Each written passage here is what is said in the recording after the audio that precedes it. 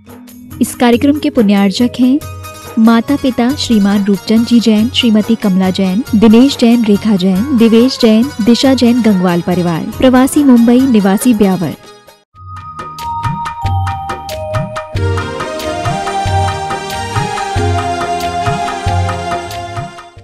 जैन पुराणों में एक बहुत ही अच्छी कथा आती है।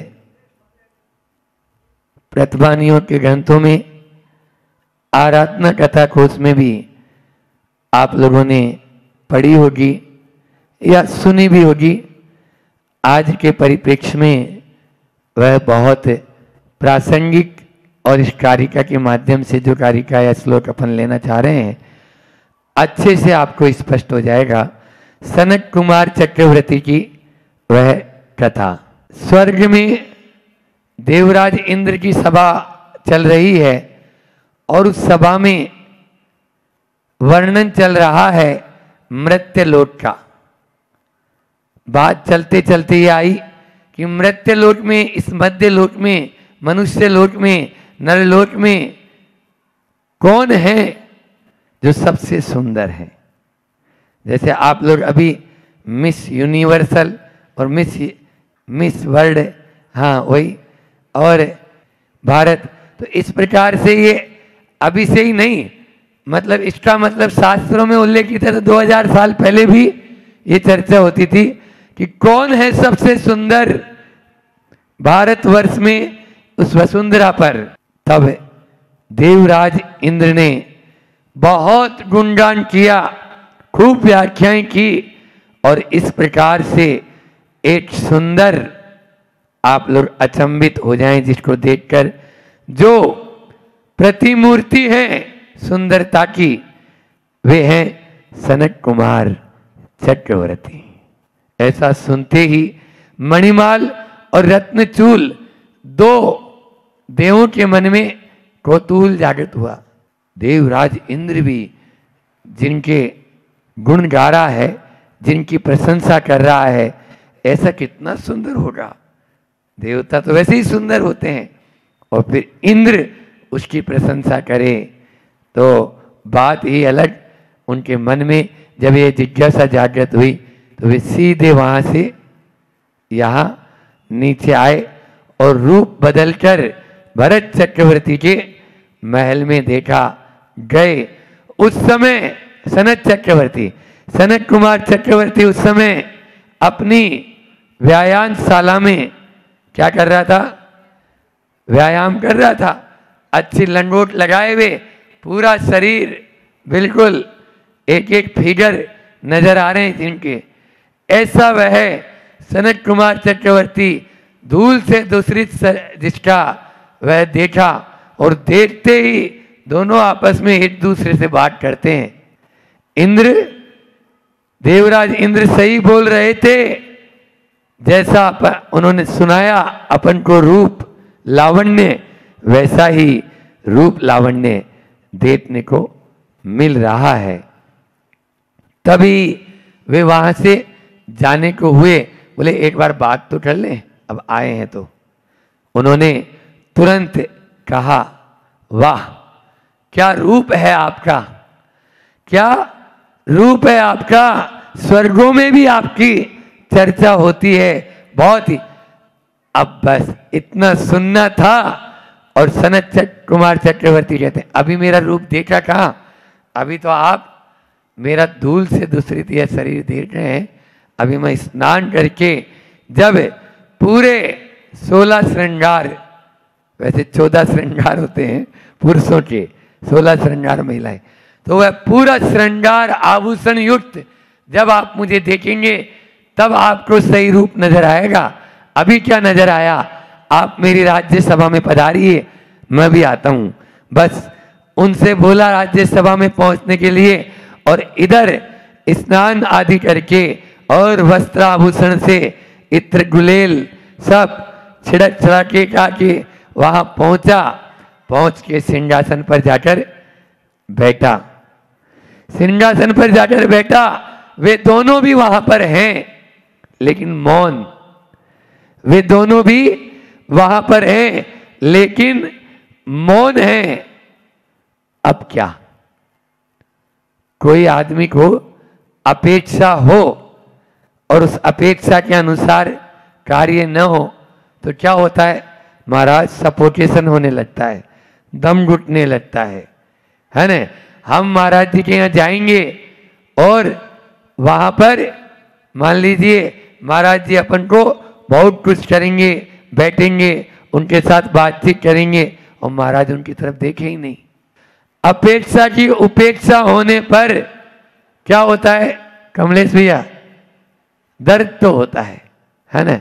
मन में आशा का उसको थी, कोई आदमी नई नई शर्ट पहने, नए नए जूते पहने और वो भी दूसरा कोई दिखाने के लिए, दूसरों को दिखाने के लिए, और कोई आदमी उसको कुछ बोले ही नहीं तो वो देखता अरे पैसे गए, बर्बादी हो गए अपने। और भले ही सस्ती सी है और किसी ने पूछ लिया वाह क्या शर्ट है, फिर देखो उसके अलग ही। तो यहां पर भी वह चक्रवर्ती भले ही था लेकिन अपने मन में एक अपेक्षा पाले हुए था, लेकिन उस अपेक्षा की जब पूर्ति नहीं हुई तो बस उसको वह अंदर से नाट हो जा। क्या हुआ? आप तो कुछ बोले ही नहीं। ये कौन बोल रहा है?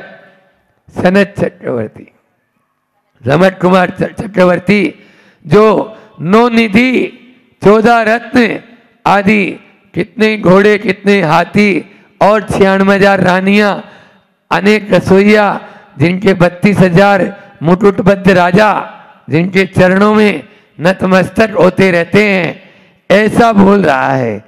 आपने कुछ बोला नहीं। हाँ, इसीलिए तो नहीं बोला कि अब आपका वो रूप नहीं रहा, अब आपका वो शरीर, वो रूप नहीं रहा।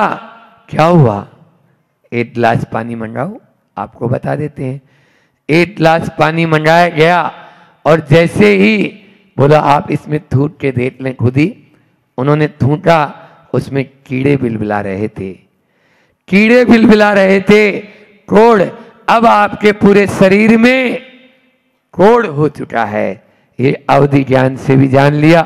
और उन देवताओं ने जैसे ही किस शरीर की बात करते हैं, किस काया से हम प्रेम करते हैं, किस रूप से हम प्रेम करते हैं, एक पल पहले कुछ है और एक पल बाद में कुछ और हो जाता है। समझ में आ रहा है? इसलिए वो तो खैर चक्रवर्ती था और उसने अपने तुरंत ही निर्णय लिया, जिस शरीर के माध्यम से, जिस शरीर इतना नश्वर है, जिस शरीर के माध्यम से मैंने अपने रूप का अभिमान किया, अब उसी शरीर के माध्यम से मैं अपने स्वरूप का निरीक्षण करूंगा, मैं अपने स्वरूप का निरीक्षण करूंगा। अभी अपन पढ़ के आए हरिवंश पुराण में, शरीरम आद्यम खलु धर्म साधनम, काया राखे धर्म है। लेकिन ऐसा नहीं कि वो डॉक्टर के पास भागा, हाँ, या डिप्रेशन में चला गया या आत्महत्या का विचार कर लिया हो, ऐसा कुछ नहीं। वह तो तुरंत अपने बेटे को बुलाया, तुम संभालो, और मैं चला।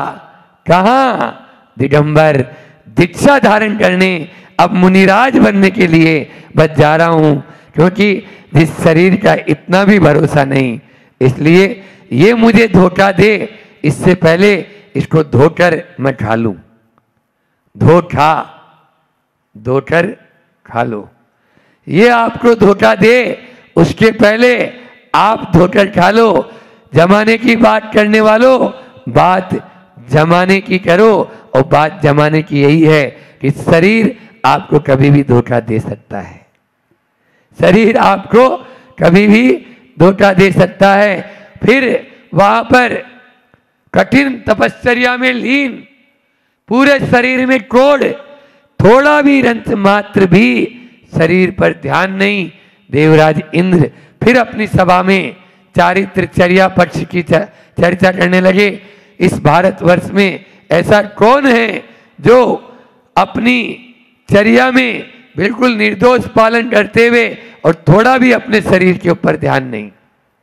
वही सनत कुमार चक्रवर्ती जो थे, अब वो मुनि महाराज जी हो गए। अच्छा, एक मदन केतु नाम का देव उनकी परीक्षा लेने के लिए फिर आया। चलता हूं और मेरे पास में इस रोग की दवा है, इस रोग की दवा है, तरह तरह की दवा है, कोढ़ की दवा है, रोग ठीक करवा लो, अपना रोग ठीक करवा लो। ये कौन? उन ध्यानस्थ जो मुनि महाराज जी है, उनके इर्द गिर्द चारों तरफ जंगल में चिल्ला रहा है, तरह तरह की दवा है, लेकिन उन महाराज को तो कोई फर्क नहीं। जब ध्यान से वो बाहर आए, उनके चरणों में बैठ के बोलता है, महाराज आपको तो बहुत कष्ट है और मेरे पास में बहुत अच्छी अच्छी दवा है। बोले मुझे कोई कष्ट है ही नहीं। कौन ने कहा कि मुझे कष्ट है? बोले दिख तो रहा है। हाँ, आपको दिख रहा है, मैं कष्ट में नहीं, मैं तो अत्यंत अपने ध्यान में डूबा रहता हूं और अपनी आत्मा का रसास्वादन लेता रहता हूं, मुझे भान ही नहीं है कहाँ कष्ट है, ये तो आपको नजर आ रहा होगा। ये जवाब देते ही उसने कहा नहीं नहीं, हम आपका ये रोग बिल्कुल जड़ से दूर कर दें। ये देखो ना, हमारे पास में ये डब्बा, ये दवाई, ये है। वो उनको बता रहा है ये कोढ़ की दवाई है, ये कोढ़। अच्छा, आप अच्छे वैद्य लगते हैं हमको, आप तो सारे रोगों को दूर कर सकते हैं। हाँ हाँ, कोई सा भी रोग हो, मैं सब रोगों को दूर कर सकता हूं। अच्छा, तो मुझे भी एक रोग है, बहुत बड़ा रोग है, अनादिकाल से लगा हुआ है, आप बताएं तो हम उसको भी ठीक कर देंगे। मुझे संसार के परिभ्रमण का रोग लगा हुआ है, भव का रोग लगा हुआ है, आप ठीक कर सकते हैं क्या? वो हक्का बक्का देखता रह गया, अपने असली रूप में आके प्रकट होता है। सच में आप ही इस भव के रोग को दूर कर सकते हैं। और वे सनत कुमार चक्रवर्ती अपने आत्म ध्यान में लीन हुए और ऐसे लीन हुए कि केवल ज्ञान की प्राप्ति कर ली, केवल ज्ञान को प्राप्त करके वह सिद्धालय में विराजमान हो गए। ये है जो शरीर पर ध्यान देगा उसका तो क्या हाल होगा, और जो शरीर पर ध्यान नहीं देगा उसका क्या हाल होगा। कैसे अपन उस पे ध्यान देने से बच सकते हैं, फार्मूला बता रहे हैं आचार्य पूज्यपाद स्वामी अपन को। कार्य का नंबर 40 पृष्ठ क्रमांक 63 पर निकाल लें। यत्र काये मुने प्रेम तत प्रत्याच्य देहिनम, तत प्रत्यावदेहीनम बुद्ध्या तदुत्तमे काये योजयेत प्रेम नश्यति। यत्र काये, जिस शरीर में मुनि को प्रेम हो जाता है, तथा प्रत्यावे देहिनम, उस शरीर से प्रत्यावे यानी छुड़ाकर, देहिनम यानी आत्मा, देहिनम यानी आत्मा को, उस शरीर से छुड़ाकर आत्मा को बुद्धिया भेद विज्ञान से, तदुत्तमे काये, उस उत्तम चैतन्य शरीर में योजिएत, वह लगाए प्रेम, जिससे प्रेम नश्यति, नाश हो जाता है। कुल मिलाकर बात यह है कि जिस काया में मुनि का प्रेम हो उससे बुद्धि हटाकर उत्तम आत्मा में लगाना ही। यहाँ जो नश्वर प्रेम है उससे अपना ध्यान हटाओ, और जो अविनश्वर प्रेम है उसमें अपना ध्यान लगाओ। अविनश्वर प्रेम किससे करना है? बोलो, सच्चा प्रेम किससे करना है? आई लव यू बोलने वालों। हाँ, आई लव यू बोलते तो हैं, लेकिन ये मालूम ही नहीं है कि मुझे प्रेम किससे करना है। यहाँ पे आई लव यू की व्याख्या बता दी, बोलो अच्छे से। क्या व्याख्या बताई? शरीर से प्रेम हटा लो, आत्मा से प्रेम कर लो, यही प्रेम की सच्ची व्याख्या है, यही प्रेम की सच्ची व्याख्या है। वही प्रेम अविनश्वर कहलाएगा, अन्यथा प्रेम नश्यति, वह नष्ट हो जाएगा। कौन सा काया, क्योंकि आपने शरीर से प्रेम किया ना, शरीर से प्रेम किया, शरीर नष्ट होने वाला है या नहीं है? बोलो, तो आपका प्रेम नष्ट होने वाला है नहीं। आप अविनश्वर प्रेम कहाँ रहा? सच में यदि आपको प्रेम, सच्चा प्रेम करना है तो, लेकिन क्या करें, कुछ लोग आकर्षण का प्रेम होता है। ये जितना प्रेम चल रहा है ना अभी, वो बस प्लेटफार्म का प्रेम है। कुछ लोग सुविधा का प्रेम, जब तक सुविधा मिल रही है तब तक प्रेम, नहीं तो प्रेम भी नहीं बचता है। और तीसरा अपना संबंधों का प्रेम, संबंध है, ये मेरे माता जी है, मेरे पिताजी है, मेरी भाई है, मेरे पुत्र हैं, तो प्रेम है। लेकिन इन प्रेम से आपका जो है कल्याण होने वाला नहीं। यदि आप अपना कल्याण चाहते हैं तो सच में आप चौथा प्रेम, जो अविनश्वर प्रेम, यथार्थ प्रेम, आध्यात्मिक प्रेम, जिसको परम प्रेम की संज्ञा भी संतों ने दी है, वो प्रेम मैंने 7 दिन लगातार एक प्रेम सप्ताह के रूप में प्रवचन किए थे। 52 गजा में प्रेम सप्ताह, पूरा का पूरा प्रेम सप्ताह ही रखा, उसका नाम ही एक स्वास्थ्य सप्ताह, 7 दिन तक स्वास्थ्य के बारे में आपको दिया। इस प्रकार से यहाँ भी वो श्रृंखलाएं अपन करेंगे बाद में कभी। लेकिन क्या करें, आत्मानुरागी जो होता है, सुनो, आत्मानुरागी जो होता है, जो सच्चा प्रेम करता है, वो आपको वैसे ही प्रेम की बात बताएगा। और जो शरीर से देहानुरागी होता है, वो देह की बात ही करेगा। इसलिए इन देहानुरागियों से आत्मानुरागियों को दूर ही रहना चाहिए। हर गाड़ी पे लिखा हुआ रहता है कीप डिस्टेंस, दूरी बनाकर रखो। ये शरीर कैसा है? मल बीजम मल योनिम गलन मलम पूति गंधी विभत्सम। वहां पर रत्नकण श्रावकाचार्य में कहा यह मल का पिटारा है। आप लोग भी पढ़ते हो ना, उसमें 10 लक्षण आने वाले, उनमें पढ़ोगे, ऊपर अमल मल भरो भीतर कौन विधि घट सुचि करे, बहु देह मेली सुगुण थैली सोच गुण साधु धरे।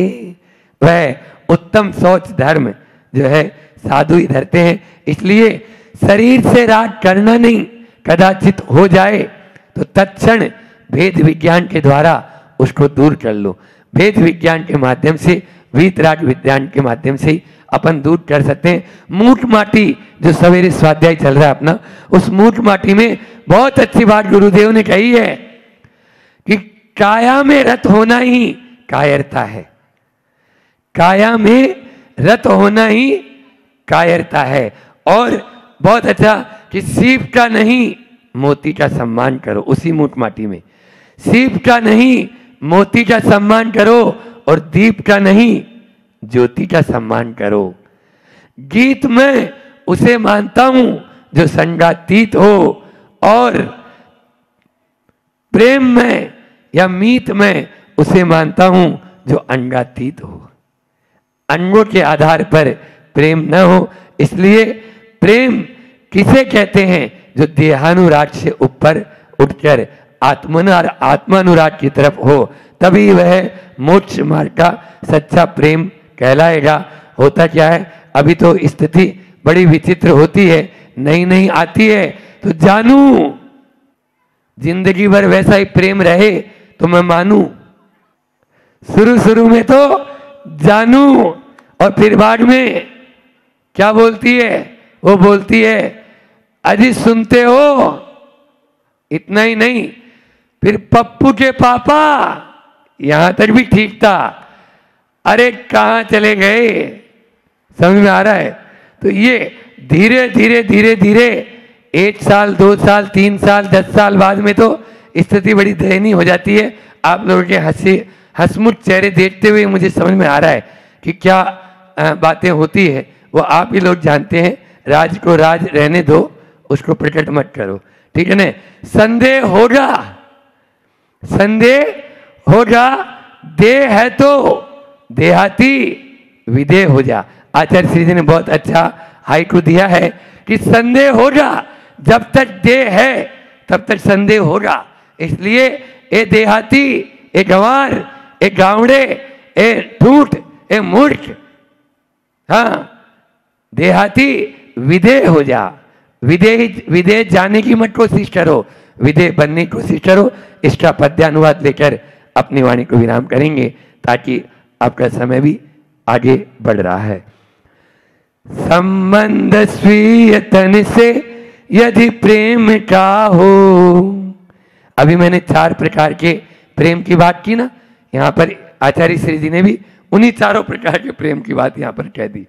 संबंध स्वीय तन से यदि प्रेम का हो, योगी सुदूर उससे सहसा आहा हो। विज्ञान रूप तन में निधि को लगावे, ये आकर्षण का प्रेम हो गया। जो देह प्रेम नसता तब मोक्ष पावे। जो देह में प्रेम को नसाएगा तब वह मोक्ष को पाएगा। लेकिन अभी तो ऊपर ऊपर का प्रेम है, इस ऊपर ऊपर के प्रेम से कुछ काम होने वाला नहीं। आचार्य श्री जी कहते हैं यदि भीतरी आपको प्रेम जागृत करना है तो उस आत्मा से प्रेम करो। आत्मा से प्रेम होते ही सब जीवों से प्रेम भाव हो, सब जीवों से गुणी जनों में हृदय हर्ष प्रभु यह उठती चरितार्थ हो जाएगी। बस उस प्रेम को हमें अंगीकार करना है। बोलिए अहिंसा परमो धर्म की आचार्य गुरुवर विद्यासागर जी महामुनि राज की। आप सबकी ओर से और मैं अपनी ओर से महाराज जी के चरणों में निवेदन कि वे भी मंगलमयी देशना से करता करें। पूज्य महाराज। एक सज्जन नौकरी की तलाश में नौकरी ढूंढते ढूंढते पहुंचा और जब इंटरव्यू के लिए उन्हें बुलाया गया तो लगभग उम्र होगी 50 वर्ष की।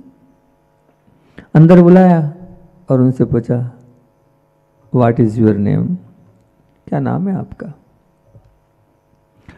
उन्होंने कहा स्वर्गस्थ रमेश भाई। स्वर्गस्थ रमेश भाई। उसने ऊपर से लेकर नीचे तक देखा, फिर नीचे से लेकर ऊपर देखा। आप होश में हैं, हवास में हैं? हाँ मैं पूरे होश हवास में हूँ। स्वर्ग जो आप बोल रहे हैं स्वर्गस्थ किसको लगता है? स्वर्गस्थ तो उसको लगता है जो स्वर्ग चला जाता है, उसको लगता है ना स्वर्गस्थ। तो बोले नहीं, मैं बिल्कुल ठीक बोल रहा हूँ, मैं स्वर्ग में ही वास करता हूँ। एक होता है स्थान का स्वर्ग और एक होता है स्थिति का स्वर्ग। एक होता है स्थान का स्वर्ग और एक होता है स्थिति का स्वर्ग। क्योंकि मेरे पास शिकायत नहीं है इसलिए मैं स्वर्गस्थ हूँ। मेरे पास शिकायत नहीं है इसलिए मैं स्वर्गस्थ हूँ। क्योंकि जो शिकायत करता है उसके पास स्वर्ग नहीं है और जिसके जीवन में कोई शिकायत नहीं है वो स्वर्ग में वास करता है। ये मान के चलना, इसलिए स्वर्गस्थ हूँ। क्या बाधा है? मैं स्थिति मेरी स्वर्ग जैसी है इसलिए उसमें स्वर्गस्थ लगा रहा हूँ। ध्यान रखना 3 चीज़ें हैं, या तो शिकायत हो नहीं। पहली चीज़ तो क्या? या तो शिकायत हो नहीं, हो तो बहुत कम हो, और शिकायत हो तो परमात्मा बना दे ऐसी शिकायत हो। 3 प्रकार की शिकायत की बात कर रहे हैं। तो शिकायत हो ही नहीं, हो तो बहुत कम हो, और है भी तो कैसी शिकायत हो? वो शिकायत जो आपको परमात्मा बना दे। ऐसी शिकायत अगर आपके जीवन में रहेगी आपका जीवन ऊंचा उठता चला जाएगा। गौतम को शिकायत थी, गौतम को शिकायत थी कि मुझे केवल ज्ञान की क्यों नहीं प्राप्ति हो रही, मुझे केवल ज्ञान की क्यों नहीं प्राप्ति हो रही है। इस शिकायत, ऐसी शिकायत होना चाहिए। आपसे 5 स्टेप में चर्चा करूंगा आज कि सबसे पहली बात है तो अपने जीवन को अगर वास्तविकता में आपको बहुत ऊंचा और बहुत अच्छा और बहुत महान बनाना है तो अपने जीवन में भी थैंकफुल बनने का प्रयास करें। आप अपने आप को भी थैंकफुल बनाने का प्रयास करें। अर्थात क्या? सुबह से लेकर शाम तक आपकी क्या मानसिकता है? धन्यवाद, थैंक्स की शिकायत की। सुबह से लेकर शाम तक आप अपने आप को देखो कि मेरी क्या है। आप विचार करना, आपको ये जो जीवन मिला है और जीवन पर आपको गर्व है कि नहीं? आपको ये आँखें मिली है, इस पर गर्व है कि नहीं? आपको पाँव मिले हैं, इस पर गर्व है कि नहीं? आपको कान मिला है, इस पर आपको बहुमान है कि नहीं, आपको ये हाथ मिले हैं इस पर आप प्रसन्नता का अनुभव कर रहे हैं कि नहीं, आपको इतना पैसा मिला है उस पैसे पर भी आपके मन में सम्मान की भावना है कि नहीं, आपको बोलने की वचन की इतनी अच्छी शक्ति मिली है उस पर भी आपको गुमान है कि नहीं। विचार करना, ये सब कुछ आपको मिला है, इस पर कभी आपने थैंक्स किया, कभी धन्यवाद किया कि बस दिन भर सुबह से लेकर शाम तक वही शिकायत वाला जीवन। कभी विचार किया, कभी उन माता पिता के चरणों में जाकर कहा कि आपका ही दिया हुआ सब कुछ है और आप ही के कारण आप ही ने यहाँ तक पाला है, आप बी थैंकफुल बोलता हूँ कि आपने यहाँ तक रखा, यहाँ तक पाला, यहाँ तक मुझे लेकर आए, ये आपकी ही देन है, आपका ही आशीर्वाद है। हमारे किए हुए उपकार हम अगर देखें कि हमने संसार पर कितने उपकार किए तो शायद एक पोस्ट कार्ड भी पूरा नहीं हो पाएगा, एक पोस्ट कार्ड भी शायद पूरा नहीं हो पाएगा। और अगर हम गिने कि हमने उपकार कितने लिए तो शायद एक कापी भी पूरी भर सकती। इतने हमारे जीवन पर दूसरों के द्वारा किए गए उपकार हैं और हमने दूसरों पर कितने किए उपकार हैं वो आप एक पोस्ट कार्ड में लिख सकते हैं और भी शायद पोस्ट कार्ड भरे नहीं। विचार तो करना अपने उपकारों पर कि हमने कितने उपकार लोगों से लिए हैं, कितने उपकार हमारे पे किए, और जिनने हमारे पर उपकार किया है उनके प्रति आपका थैंक्स वाला व्यवहार है कि नहीं, धन्यवाद वाला व्यवहार है कि नहीं, उनके प्रति अहोभाव आदर भाव है कि नहीं आपके अंदर, कि नहीं उनके माध्यम से मुझे इतना सब कुछ मिला है, वास्तविकता में वो ना होते तो मेरा क्या होता, वो ना होते तो मैं कहाँ जाता। आपको लगता है मंदी का माहौल चल रहा है और आपको लगा और आपको शिकायत, अरे क्या कमी पड़ गई है, लेकिन फिर भी आपका नेचर बन गया है शिकायत करने का, आपका मन बन गया है शिकायत। आप तो विचार करो कि किसी के पास तो कुछ नहीं, मेरे पास तो बहुत कुछ है, जो कुछ है उसको देखो, जो नहीं है उसको क्यों देख रहे हो। ऐसी ऐसी स्थिति होती है कि एक छोटा सा बालक था, वो बालक विद्यालय के बाहर ग्राउंड में बैठा था, तो उसके शिक्षक ने उससे कहा कि बेटा सरकारी विद्यालय था, खेलता क्यों नहीं है तू, सब बच्चे खेल रहे हैं, तेरी उम्र खेलने की, तू यहाँ चुपचाप बैठा हैगा, जब हमें आधे घंटे की छुट्टी खेलने के लिए मिली है तो तू खेलने के लिए सब। तो वो जो बालक था वो बालक बोलता है नहीं माँ ने मना किया है, माँ ने मना किया है। बोले माँ ने मना किया है, कौन ऐसी माँ होगी जो अपने बच्चे से बोलेगी कि खेलना मत, नहीं नहीं बेटा ऐसा नहीं होगा, समझने का। बोले नहीं माँ ने स्पष्ट मना किया है तो मैं खेलना नहीं। कारण क्या है? बोले कारण ये है। कारण सुनोगे तो आपको लगेगा क्या कारण दे रहा है ये बच्चा, छोटा सा बच्चा, लेकिन कारण ऐसा दिया उस। बोले मैं खेलूँगा तो पसीना आएगा, और पसीना तो आएगा और साथ में मेहनत भी होगी, और मेहनत होने के कारण फिर मुझे भूख ज़्यादा लगेगी, और हमारे घर में इतना भोजन नहीं है कि हम जितनी भूख लगे उतना भोजन कर सकें। ये स्थिति होती है। आप सोचो आपके पास तो सब कुछ है, सब कुछ। मैं अभी इस पे एक और घटना याद आ गई, रेवती रेंज की बात बता रहा हूँ आपको। रेवती रेंज में जब आपका कोरोना काल था, तो कोरोना काल में एकदम सत्य घटना, कोरोना काल की आपको वो घटना बता रहा हूँ।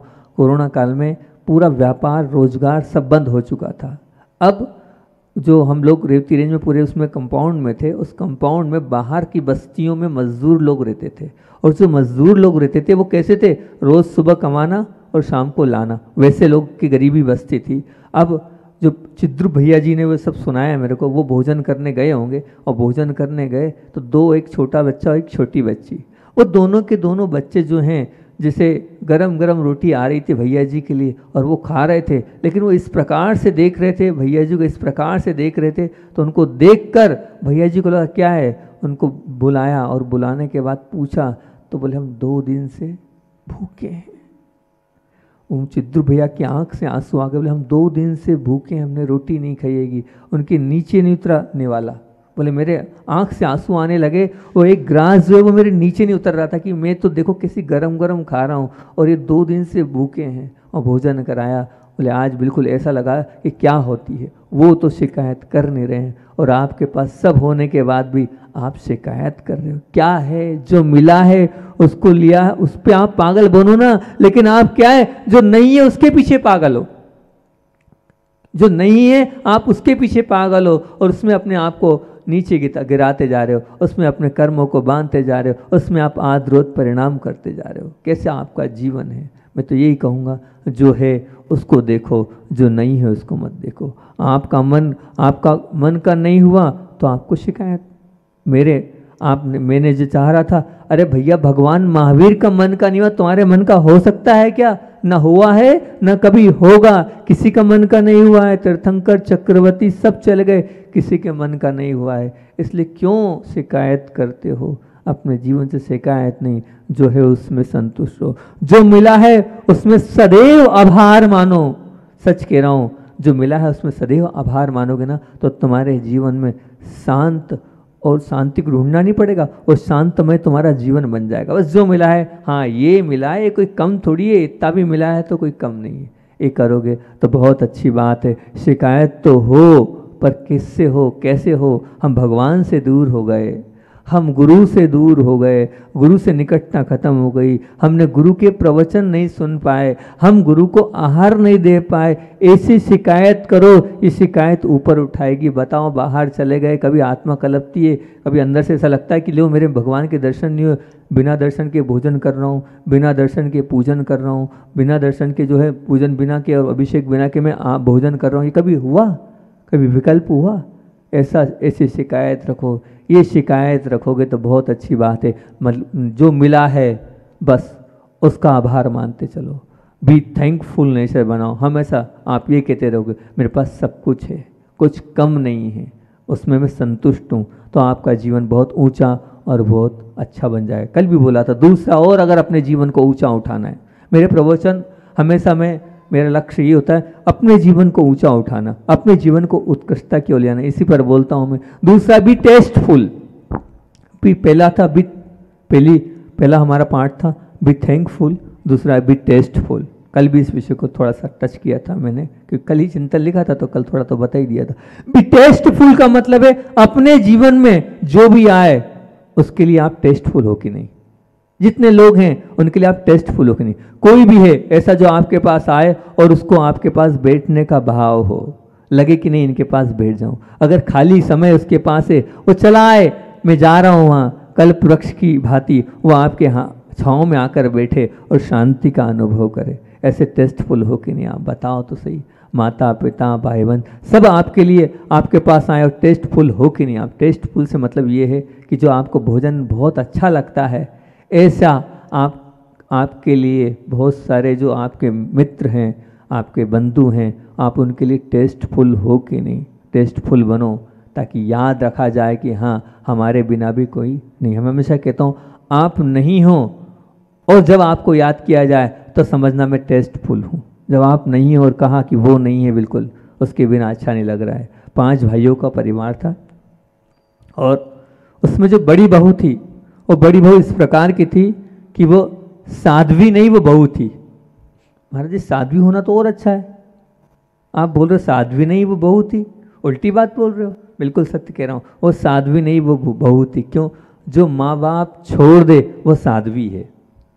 जो माँ बाप छोड़ दे वो साध्वी है, लेकिन जो माँ बाप बदल दे वो बहू है।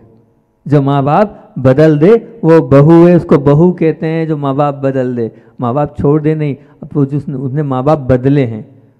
साध्वी तो है माँ बाप छोड़ देती, यहाँ बैठी दीदी, इनको कोई मतलब नहीं अपने माता पिता से, कोई लेना देना नहीं इनको अपने माता पिता से, तो ये साध्वी हैं। लेकिन कोई आपके लिए तो क्या ऐसा नहीं करना है। जो माँ बाप बदल दे, अपने माँ बाप को बदल दो आप, और अपने सास ससुर को आप माँ बाप मान लो, उनके लिए आप टेस्टफुल बन जाओ तो बहुत अच्छी बात होगी। और यहाँ तक कि ऐसा नहीं, वो ससुर भी और सास के लिए वो बहू टेस्टफुल बन जाए। वो जो बहू है वो गई तो बोल के तो गई 8 दिन के लिए। कोई ऐसी बहू होगी? शायद ही कोई होगी, मुश्किल होगा कि कोई मिल जाए। बोले गई है 8 दिन के लिए अपने काम मायके। आप 8 दिन के लिए जाते हो तो शायद 10 दिन में आते हो, 12 दिन में आते हो, 15 दिन में आते हो, ऐसा होता होगा लगभग।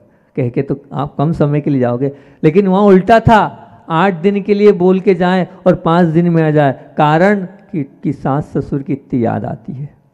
कारण कि सास ससुर की इतनी याद आती, भी टेस्टफुल रख लें सास ससुर उसको कि इनके बिना मैं नहीं रह सकती हूँ। अपने माता पिता को भूल गई और वो सास ससुर के बिना वह दिन पति के लिए नहीं, बच्चों के लिए नहीं, सुनना पति के लिए नहीं कह रही है कि पति की याद आ रही है, बच्चों की याद आ रही है इसलिए मैं वापस नहीं हूँ 8 दिन की जगह 5 दिन में, मेरे सास की याद आ रही है, मुझे ससुर की याद आ रही है। बी टेस्टफुल, इसको बोलते हैं टेस्टफुल। ये जीवन है उत्कृष्ट जीवन, ये जीवन है ऊंचा जीवन। ऐसा जीवन बनाओ। हमारे गुरुदेव को हम छोड़ना नहीं चाहते हैं, बिल्कुल नहीं छोड़ना चाहते हैं। उनके पास से कोई जाना नहीं चाहता है, और जाता है तो रोते रोते निकलता है। इतिहास उठा के देख लेना, कोई अपने मन से निकला नहीं है, हमेशा रोकर ही निकला है। हमेशा वो ये सोच कि नहीं यहाँ से, ये बी टेस्टफुल। ऐसे टेस्टफुल बनो कि छोड़ने की इच्छा नहीं हो, अलग होने की इच्छा नहीं हो। तो ये मान के चलना आपका जीवन बहुत अच्छा है। खूब आपने धर्म किया, खूब भक्ति करी, खूब दान किया, आपने बहुत करा, लेकिन आप ये सब एक तरफ, लेकिन आप कितने लोगों के लिए टेस्टफुल हो, इस पर विचार करना। आप भी टेस्टफुल कितने लोगों के लिए हो, चिंतन तो करना इस विषय को लेकर। ये भी बहुत बड़ा धर्म ध्यान है, ये भी बहुत बड़ा ध्यान है, ये भी बहुत बड़ा मेडिटेशन है कि मैं कितने लोगों के लिए टेस्टफुल हूँ, मैं मेरे लिए कितने लोग पसंद करते हैं। ये इस बात पर आप देखना। और मैं तो ये तो यहाँ तक कह रहा हूँ, बार बार बोलता हूँ कि जब आप फ्री हो और आपके लिए समय है और तब आपके पास समय है, तो आपका कौन समय लेने के लिए मर रहा है कि नहीं नहीं मुझे चाहिए मुझे चाहिए मुझे चाहिए। आचार्य श्री जी के लिए एक एक सेकंड कीमती होता है, उनके लिए मरते हैं लोग। ऐसे आप कितने टेस्टफुल। मैं एक ही लक्ष्य देता हूँ, मैं प्रिय बनूँ, मैं पूज्य बनूँ, ये आपके जीवन का सपना हो। मैं प्रिय बनूँ, मैं पूज्य बनूँ, ये आपके जीवन का सपना होना चाहिए। ये अगर आपके जीवन का लक्ष्य है, ये आपके जीवन का टारगेट है, तो बहुत अच्छी बात है। मैं सबका प्रिय बनूं और मैं सबका पूज्य बनूं, तो आप निश्चित तौर से आप अपने जीवन को बहुत ऊंचा उठा सकते हैं। कोई 10 मिनट के लिए आए, मैंने कल भी कहा था, लेकिन वो 1 घंटे के बाद भी जाना नहीं चाहे, तो ये मान के चलना आप टेस्टफुल हो, आप टेस्टफुल हो। बस वो हटने की इच्छा नहीं करे, ऐसा आपका जीवन बन जाएगा तो बहुत अच्छी बात है। आप विचार करना, मैं टेस्टफुल हूँ तो माता पिता कि आप किस प्रकार से पूजा वंदना अभिनंदन कर रहे हैं। आपके पास उत्तम द्रव्य है तो उससे अति उत्तम द्रव्य किसके पास होना चाहिए?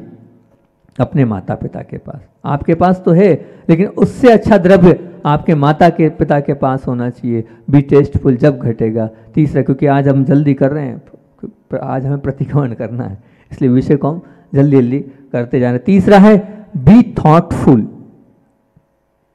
बी थॉटफुल मतलब सोच आपकी कैसी है, दीर्घदर्शिता आपके जीवन में होना चाहिए। अगर आपके अपने जीवन को ऊंचा उठाना है, महान बनाना है, तो दीर्घदर्शिता होना चाहिए। मैं क्या कर रहा हूं, इसके माध्यम से क्या होगा, ये तो विचार करो। आप करते तो जा रहे हो, लेकिन इसका परिणाम क्या भुगतना पड़ेगा, इसका चिंतन, इसका मंथन जरूर होना चाहिए। तब जीवन आपका ऊपर उठ पाएगा। आपने गुटखा खा लिया, गुटखा खाने के पहले 10 बार सोचो इसका क्या होगा। आप झूठ बोलने लगे, पहले सोचो तो क्या मैं कर रहा हूँ, बिना सोचे क्यों, तुरंत प्रक्रिया क्यों। कोई भी कार्य हुआ और आपने तुरंत प्रक्रिया दे दी, नहीं, तुरंत प्रक्रिया आपको बिल्कुल नहीं देना, बिल्कुल नहीं। जब हमारे आगम में भी क्या आता है, वासना प्रक्षण प्रेक्षामना धर्मोपदेश, उसमें आया कि आप बार बार चिंतन करो, मंथन करो, पूछो, उसके बाद निर्णय लो। लेकिन नहीं, आप तुरंत निर्णय देते हैं। तो बी थॉटफुल वाला जीवन बनाओ, बहुत सोच समझ के कदम उठाओ, दीर्घदर्शिता रखो कि मुझे ये कार्य कर रहा हूँ। हर कार्य, छोटा कार्य भी हो तो भी सोचो कि मैं कार्य कर रहा हूँ, इसका परिणाम मुझे क्या मिलेगा, क्या ये मेरे जीवन में ऊंचा उठाने वाला होगा या मुझे नीचे ले जाने वाला होगा। बी थॉटफुल नेचर होना चाहिए आपका। हर कार्य के पहले बिल्कुल सोचो। आप 160 की गति से गाड़ी चला रहे हो, विचार तो करो कि ये थोड़ा सा भी मैं चूक गया तो क्या होगा। अरे तुम्हारा तो बिगड़ेगा, लेकिन साथ में रहने वाले तुम्हारे परिवार वालों का क्या होगा। विचार, दीर्घदर्शिता तो रखो कि मैं गाड़ी इतनी फास्ट चला रहा हूँ, सामने वाला भी जाएगा, मैं भी जाऊंगा, और मेरे कारण मेरे पूरे परिवार को किस प्रकार से कष्ट भोगना पड़ेगा, किस प्रकार से उनकी क्या स्थिति बन जाएगी। विचार करो आप।